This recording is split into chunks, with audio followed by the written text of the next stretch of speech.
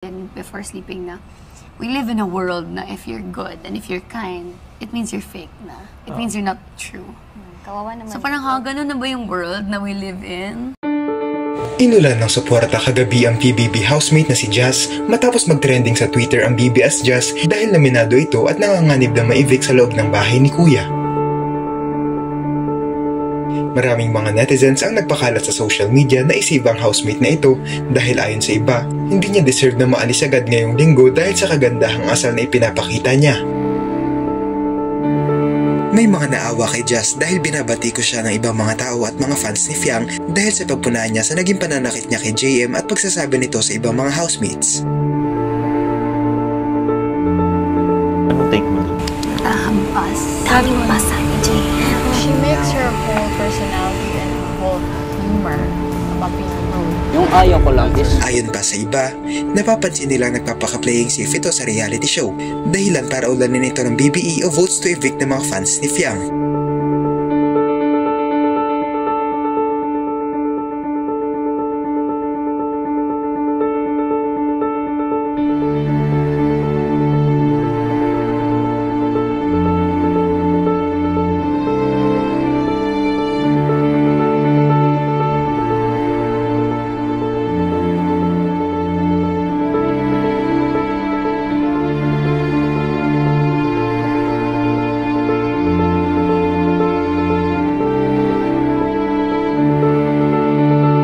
Depensa naman ng iba, pwede naman pagsabayin ang pagpapakatotoo at pagiging mabait.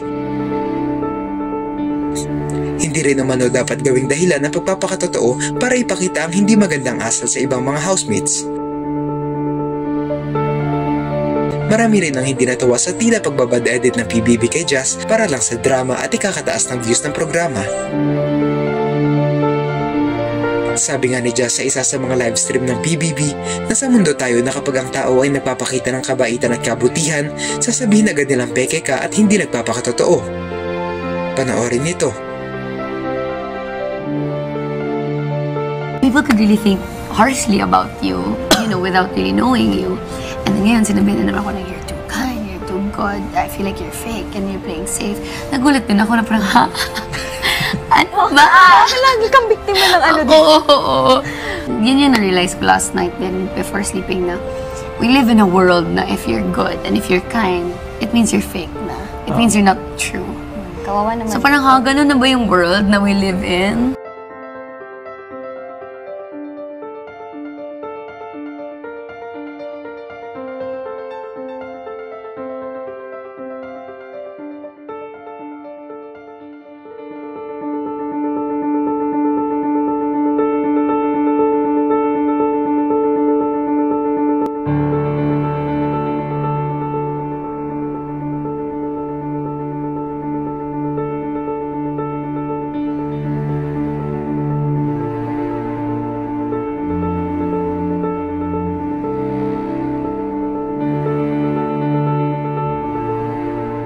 Ano ang masasabi niyo rito?